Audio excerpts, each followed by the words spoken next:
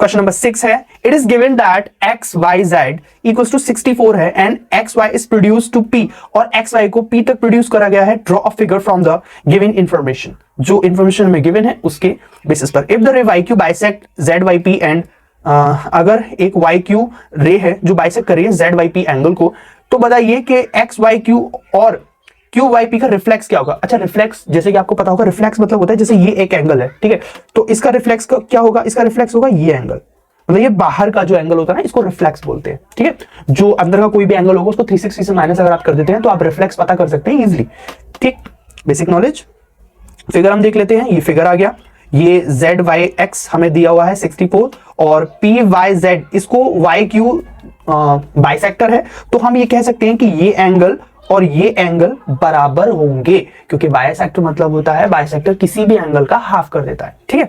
चलो, हमसे ये पूछा है, it is given that Y Q bisect P Y Z, तो पी वाई जेड को वाई क्यू बाइसेक्ट कर रही है हमें पता है, तो क्यू वाई पी और जेड वाई क्यू ये दोनों एंगल इक्वल होंगे। It can be observe that P X is a line ray, Y Q and Y Z stands on it. So इसको और इसको अगर हम तीनों को प्लस करते हैं तो वो 180 का होता है, वो इक्वल टू 180 होगा। अब क्यों, देखो, जैसे लाइन्स एंड एंगल्स की प्रॉपर्टीज अगर आपने पढ़े होंगे, तो अगर किसी भी स्ट्रेट लाइन पर एक इस तरह से रे जा रही है मान लेते हैं, ठीक है, तो इस एंगल और इस एंगल का सम कितना होगा, 180 होगा, उसको हम लीनियर पेयर भी बोलते हैं, ठीक है।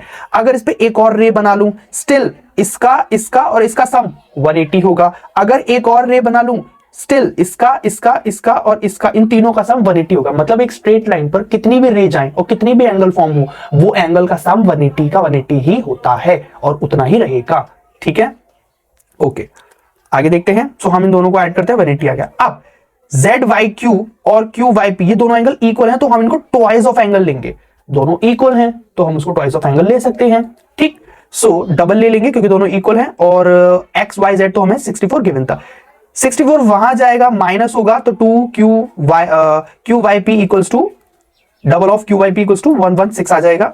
इसी तरह से 2 फिर वहां जाएगा, जैसे ऐसे बता देता हूं मैं, 2 angle Q Y P equals to 116 हो गया, angle Q Y P equals to 116, 2 यहां मल्टीप्लाई हो रहा है, यहां जाके डिवाइड हो जाएगा, इस दोनों को काटेगा, ये हो जाएगा 58, ठीक है। सो क्यू वाई पी हमारा कितना आ गया, 68।